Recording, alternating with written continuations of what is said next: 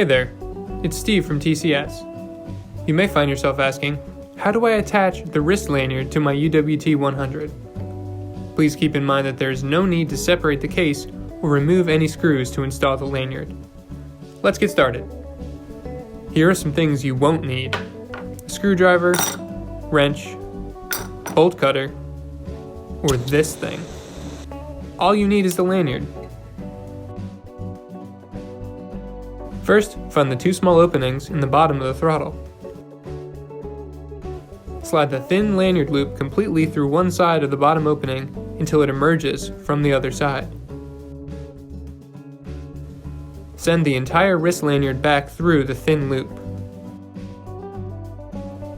Finally, pull tight to cinch the loop close to the bottom of the throttle. And that's it. Just like that, you've solved our lanyard puzzle, and you can begin operating safely with your universal Wi-Fi throttle.